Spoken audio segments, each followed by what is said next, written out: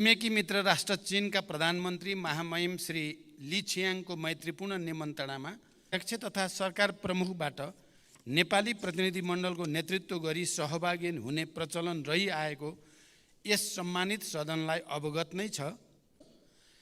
यस वर्षदेखि अल्पविकसित राष्ट्रहरूको समूहको अध्यक्षको हैसियतले नेपालले 47वटा देशको प्रतिनिधित्व गर्दै साझा चासोका विषयहरूमा विभिन्न मञ्चमा धारणा राख्नुपर्ने जिम्मेवारी पनि हामीलाई आएको छ। यो नेपाल र नेपाली जनताको हित एवं नेपाल चीन सम्बन्धलाई मजबुत तुल्याउन सदुपयोग गर्ने मेरो प्रयास रहने कुरा म यस सम्मानित सदनलाई अवगत गराउन चाहन्छु। अवैध सुन तस्करीको सम्बन्धमा CIBले अनुसन्धान पुरा गरी प्रतिवेदन बुझाइसकेको छ। नेपाली कांग्रेसका नेता महेन्द्र यादवमाथि भएको सांघातिक खुकुरी प्रहारलाई सरकारले गम्भीर रूपमा लिएको छ। आक्रमणकारीलाई प्रचलित कानुन बमोजिम कारबाही प्रक्रिया अगाडि बढेको जानकारी गराउन चाहन्छु।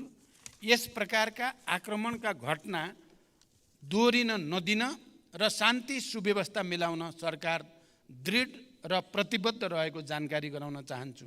भदौ 18 गते बेलुकी उपचारका लागि भर्ना भएकी मकवानपुर स्थायी ठेगाना भई हाल काठमाडौँ महानगरपालिकाको बाफल बस्ने 5 वर्षीय बालिका रेजिसा गोपालीको आकस्मिकमा उपचारका क्रममा मृत्यु भएको सम्बन्धमा निम्न तथ्य यस सम्मानित सदन समक्ष राख्न चाहन्छु।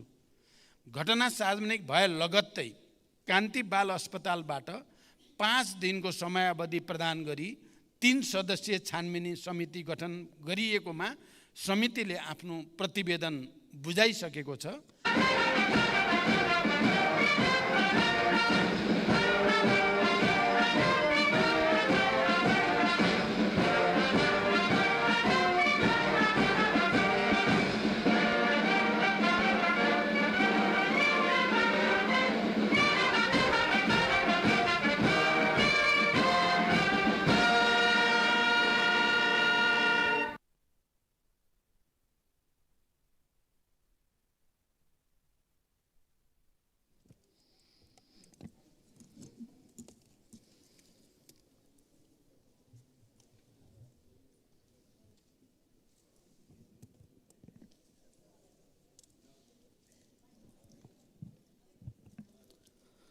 माननीय सदस्यहरू, प्रतिनिधि सभाको आजको बैठकको कारबाही प्रारम्भ हुन्छ।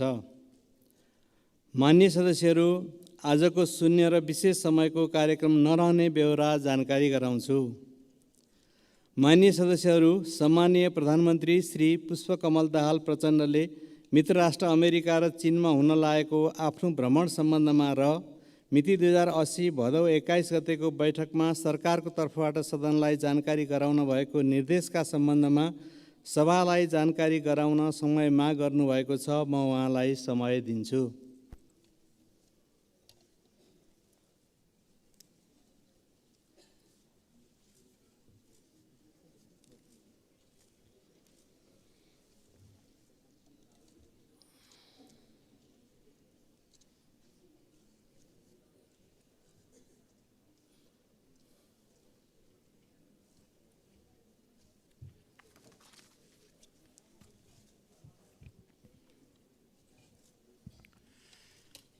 सम्मान्य सभामुख महोदय,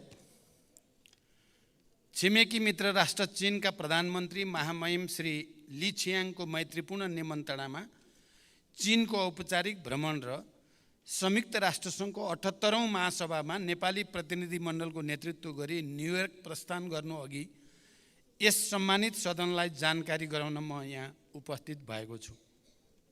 सभामुख महोदय, संयुक्त राष्ट्रसङ्घको महासभामा राष्ट्राध्यक्ष तथा सरकार प्रमुखबाट नेपाली प्रतिनिधिमण्डलको नेतृत्व गरी सहभागी हुने प्रचलन रहिआएको यस सम्मानित सदनलाई अवगत नै छ। यही प्रचलन अनुरूप संयुक्त राष्ट्रसङ्घको 78औं महासभामा सहभागी भई सम्बोधन गर्नको लागि विश्व संस्थाका महासचिवबाट निमन्त्रणा प्राप्त भएको छ। न्युयोर्क स्थित संयुक्त राष्ट्रसङ्घको मुख्यालयमा आयोजना हुन गइरहेको यस महासभामा सरकार प्रमुखको हैसियतमा सहभागी भई नेपाली मौलिकताको लोकतन्त्र, समावेशी शासन प्रणालीको हाम्रो अभ्यास र समुन्नत नेपालको निर्माणमा हाम्रो प्रयासका विषयहरूलाई विश्व समुदाय समक्ष मुखरित गर्न पाउनुलाई मैले एउटा महत्त्वपूर्ण अवसरको रूपमा लिएको छु।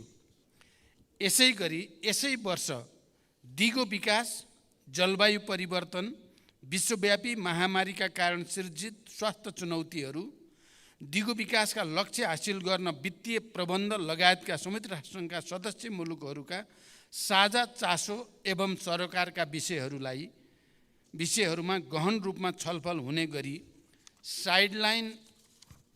साइडलाइनमा आयोजना हुने विभिन्न उच्चस्तरीय बैठकहरूमा सहभागी हुन समेत मलाई निमन्त्रणा प्राप्त भएको छ। यस वर्षदेखि अल्पविकसित राष्ट्रहरूको समूहको अध्यक्षको हैसियतले नेपालले 47वटा देशको प्रतिनिधित्व गर्दै साझा चासोका विषयहरूमा विभिन्न मञ्चमा धारणा राख्नुपर्ने जिम्मेवारी पनि हामीलाई आएको छ। यो सधैँ प्राप्त हुने अवसर होइन। यो विशेष कालखण्डमा विशेष निर्णयद्वारा यो अवसर हामीलाई प्राप्त छ। यसका लागि नेपाली प्रतिनिधिमण्डलको नेतृत्व गर्दै यही भाद्र 30मा संयुक्त राष्ट्रसङ्घको मुख्यालय न्युयोर्कतर्फ जाने मेरो तयारी रहेको छ। भ्रमणको लागि यथाशक्य सानो र छरितो प्रतिनिधिमण्डल बनाइएको छ।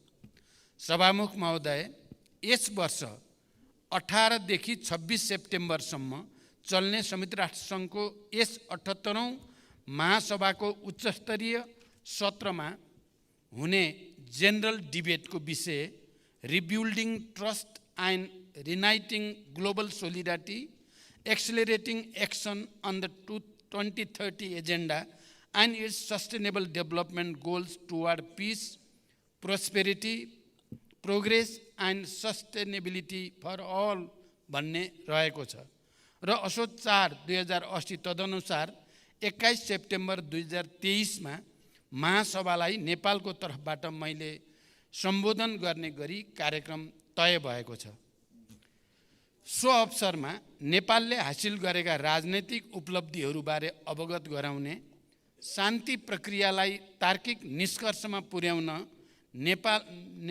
नेपालले गरिरहेको प्रयासमा अन्तर्राष्ट्रिय समुदायको सद्भाव खोज्ने, अति कम विकसित मुलुकबाट दिगो र स्थायी रूपमा स्तरोन्नति हुन आइपरेका चुनौतीहरूबारे विश्व समुदायको ध्यानाकर्षण गर्ने, अल्पविकसित देशहरूको समूहको अध्यक्षको हैसियतले यो समूहका सदस्य राष्ट्रहरूले झेल्दै आएका विशिष्ट चुनौतीहरूबारे आवाज उठाउने, जलवायु परिवर्तनबाट नेपाल जस्तो पर्वतीय देशमा परेको गहिरो र दूरगामी प्रभावहरू लगायतका नेपालका लागि चासोका विषय र प्राथमिकताहरूप्रति विश्व समुदायको ध्यानाकर्षण गराउने तयारी रहेको छ। सम्माननीय सभामुख महोदय, संयुक्त राष्ट्रसङ्घको 78औं महासभाको उच्चस्तरीय सत्रलाई सम्बोधन पश्चात असोज 5 गते छिमेकी मुलुक जनवादी गणतन्त्र चीनको औपचारिक भ्रमणका लागि हाङजाओ जाने कार्यक्रम तय भएको छ। संयुक्त राष्ट्रसङ्घमा गर्ने सम्बोधन र चीन भ्रमणको तालिका बीच अत्यन्त छोटो समय रहेका कारण म न्युयोर्कबाट सिधै छिमेकी मित्र राष्ट्र चीनको भ्रमणमा जानुपर्ने परिस्थिति बन्न गएको हो। नेपाल र चीन बीच सदियौँदेखि सौहार्दपूर्ण एवं घनिष्ठ सम्बन्ध रहिआएको छ र हालैका वर्षहरूमा यो सम्बन्ध बहुआयामिक क्षेत्रमा व्यापक र थप घनिष्ठ बन्दै गएको छ। चीन लामो समयदेखि नेपालको विकास साझेदार रहेको र नेपालको सर्वाङ्गीण विकासको प्रयासमा सहयोग गर्दै आएको छ। नेपालको प्रधानमन्त्रीको हैसियतमा मेरो यो तेस्रो चीन भ्रमण हुनेछ। यस भ्रमणले नेपाल चीन बीच विद्यमान द्विपक्षीय सम्बन्ध थप प्रगाढ हुनेछ भन्ने मैले विश्वास लिएको छु।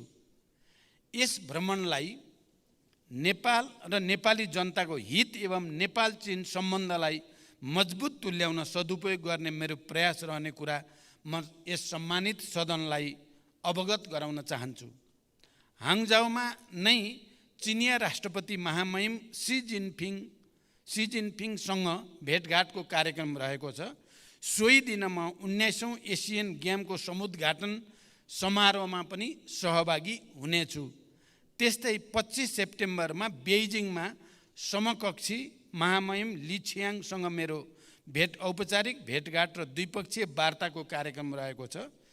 त्यसपछि कृषि तथा प्रविधिको क्षेत्रमा छोटो समयमै उच्च सफलता हासिल गरेको चीनको चोङकिङ महानगरपालिकामा रहेको छोङछिङ एकाडेमी अफ एग्रिकल्चरल साइन्स लगायत विज्ञान तथा प्रविधिको विकासका क्षेत्रहरूको अवलोकन गर्ने कार्यक्रम पनि रहेको छ।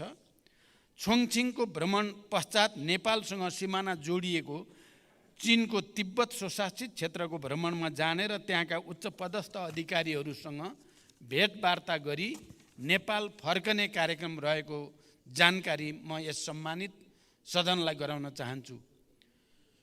कोभिड महामारीपछि प्रधानमन्त्रीको हैसियतमा हुने पहिलो उच्चस्तरीय भ्रमणले नेपाल र चीनको द्विपक्षीय सम्बन्धलाई थप मजबुत बनाउनका साथै नेपालको पूर्वाधार विकास, कृषि, ऊर्जा, पर्यटन, स्वास्थ्य, शिक्षा लगायत विविध क्षेत्रमा छिमेकी मित्र राष्ट्र चीनबाट प्राप्त सहयोग बारे छलफल हुनेछ। भ्रमणका क्रममा कोभिडको कारण नियमित हुन नसकेका द्विपक्षीय व्यापार नाका र परम्परागत सीमा नाकाहरू खोल्ने विषयमा समेत कुराकानी हुनेछ। नेपालको प्रधानमन्त्रीको हैसियतमा मैले गर्ने छिमेकी मित्र राष्ट्र चीनको औपचारिक भ्रमणबाट दुई देशबीच रहिआएको परम्परागत सहयोगात्मक सम्बन्ध थप सुदृढ हुने तथा आपसी सहयोगका क्षेत्रहरू थप विस्तारित हुँदै जाने मैले विश्वास लिएको छु। साथै सङ्घीयता लागू भएपछिको दोस्रो आम निर्वाचन पश्चात बनेको सरकार प्रमुखको हैसियतमा संयुक्त राष्ट्रसङ्घको महासभालाई सम्बोधन गर्ने र नेपालको चासोका विषयमा अन्तर्राष्ट्रिय समुदाय समक्ष राख्ने एवं शान्ति, दिगो विकास, जलवायु परिवर्तन जस्ता क्षेत्रमा अन्तर्राष्ट्रिय सहयोग र सद्भाव हासिल गर्न सहयोगी हुने विश्वास मैले लिएको छु। सभामुख महोदय, सम्माननीय सभामुखबाट यसै सदनमा रुलिङ भएका र अन्य केही समसामयिक विषयमा पनि प्रश्न पार्ने अनुमति चाहन्छु। अवैध सुन तस्करीको सम्बन्धमा सिआइबीले अनुसन्धान पुरा गरी प्रतिवेदन बुझाइसकेको छ। यसअघि भएको सहमति अनुसार उच्चस्तरीय छानबिन आयोग बनाउने प्रक्रिया अगाडि बढेको समेत यस सम्मानित सदनलाई जानकारी गराउन चाहन्छु। यसैगरी नेपाली कांग्रेसका नेता महेन्द्र यादवमाथि भएको सांघातिक खुकुरी प्रहारलाई सरकारले गम्भीर रूपमा लिएको छ। आक्रमणकारीलाई प्रचलित कानुन बमोजिम कारबाही प्रक्रिया अगाडि बढेको जानकारी गराउन चाहन्छु। यस प्रकारका आक्रमणका घटना दोहोरिन नदिन र शान्ति सुव्यवस्था मिलाउन सरकार दृढ र प्रतिबद्ध रहेको जानकारी गराउन चाहन्छु। कान्ति बाल अस्पतालमा मिति 80 भदौ 18 गते बेलुकी उपचारका लागि भर्ना भएकी मकवानपुर स्थायी ठेगाना भई हाल काठमाडौँ महानगरपालिकाको बाफल बस्ने 5 वर्षीय बालिका रेजिसा गोपालीको आकस्मिकमा उपचारका क्रममा मृत्यु भएको सम्बन्धमा निम्न तथ्य यस सम्मानित सदन समक्ष राख्न चाहन्छु। घटना सार्वजनिक भए लगत्तै कान्ति बाल अस्पतालबाट 5 दिनको समयावधि प्रदान गरी 3 सदस्यीय छानबिन समिति गठन गरिएकोमा समितिले आफ्नो प्रतिवेदन बुझाइसकेको छ। प्रतिवेदनले अस्पतालको आकस्मिक कक्षमा खटिएका जनशक्तिकै भरमा पनि विषयवस्तुप्रति जुन तहको संवेदनशीलता प्रदर्शन हुनु पर्थ्यो त्यो गर्न नसकिएको तीतो यथार्थले हामीलाई सधैँ झकझक्याउने उल्लेख गर्दै अस्पतालले विगतदेखि महसुस गरेका तर तत्काल सुधारका बाटोहरूलाई कार्यान्वयन गर्न नसकेका विभिन्न व्यवस्थापकीय कमजोरी नै उपरोक्त प्रकृतिका घटनाका लागि जिम्मेवार रहेको निष्कर्ष पेश गरेको छ। यसका साथै प्रतिवेदनले अस्पतालले आफ्नो तहबाट गर्न सकिने सुधारको थालनी तत्समयबाट गरिसकेको छ भने अझै गर्नुपर्ने सुधारका निम्ति आफ्नो पहल कदमीले मात्र सम्पादन हुन नसक्ने कार्यका लागि तालुक निकायको समेत सहयोगको अपेक्षा गरेको भन्ने उल्लेख गरिएको छ प्रतिवेदनमा। सरकारका तर्फबाट यस्ता घटनामा दोषी पाइए कारबाहीको दायरामा ल्याइने तथा आगामी दिनमा यस्ता घटना दोहोरिन नदिन थप कदम चालिने विश्वास समेत म यस सम्मानित सदन समक्ष दिलाउन चाहन्छु। धन्यवाद। अभिवादन।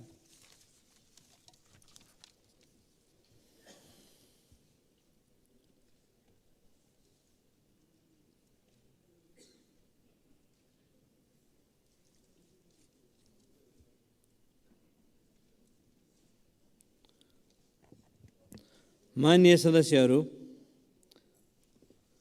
प्रधानमन्त्री तथा मन्त्री परिषदको कार्यालयबाट पत्र प्राप्त हुन आएको छ। सोको ब्यौरा म पढेर सुनाउँछु।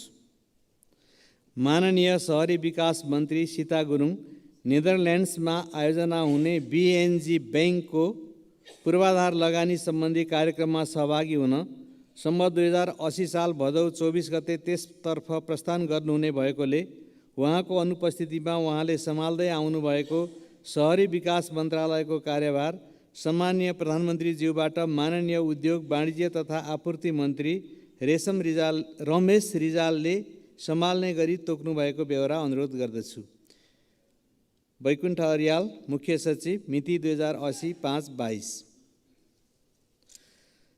मान्य सदस्यहरू, विक्रम सम्वत 2079 सालको प्रतिनिधि सभा सदस्य निर्वाचनमा इलाम क्षेत्र नम्बर 2 बाट निर्वाचित प्रतिनिधि सभा सदस्य सुभाष चन्द्र नेम्बाङको मिति 2080 साल भदौ 26 गते निधन भएकोले नेपालको संविधानको धारा 89 को खण्ड 6 बमोजिम प्रतिनिधि सभा सदस्य पद 1 रिक्त भएको बेहोरा प्रतिनिधि सभा नियमावली 2079 को नियम 215 को उपनियम 1 बमोजिम बैठकलाई जानकारी गराउँछु। मान्य सदस्यहरू, अब मान्य कानुन, न्याय तथा संसदीय मामिला मन्त्री श्री धनराज गुरुङलाई केही नेपाल ऐन संशोधन गर्न बनेको विधेयक 2080 लाई दफावार छलफलको लागि सम्बन्धित समितिमा पठाइयोस् भनी प्रस्ताव प्रस्तुत गर्न अनुमति दिन्छु।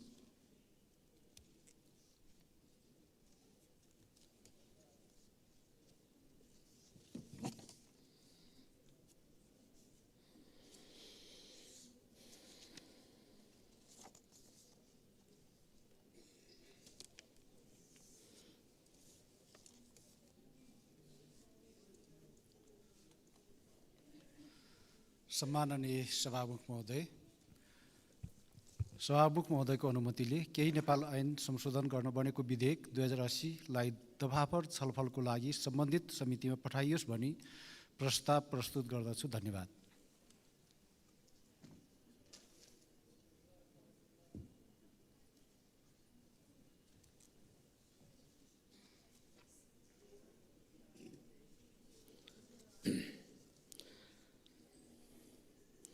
मान्य सदस्यहरू, अब केही नेपाल ऐन संशोधन गर्न बनेको विधेयक 2080 लाई दफावार छलफलको लागि सम्बन्धित समितिमा पठाइयोस् भन्ने प्रस्तावलाई निर्णयार्थ प्रस्तुत गर्दछु। यो प्रस्तावको पक्षमा हुने मान्य सदस्यहरूले हुन्छ भन्नुहोला र यसको विपक्षमा हुने मान्य सदस्यहरूले हुन्न भन्नुहोला। यो प्रस्तावको पक्षमा हुने मान्य सदस्यहरूले हुन्छ भन्नुहोस्। यसको विपक्षमा हुने मान्य सदस्यहरूले हुन्न भन्नुहोस्।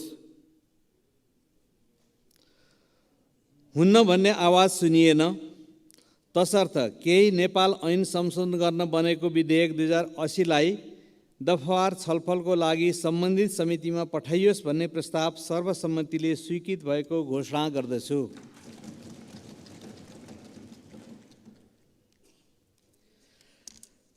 मान्य सदस्यहरू, प्रतिनिधि सभाको अर्को बैठक 2080 साल असोज 14 गते आइतबार दिनको 1 बजे बस्ने गरी यो बैठक स्थगित हुन्छ।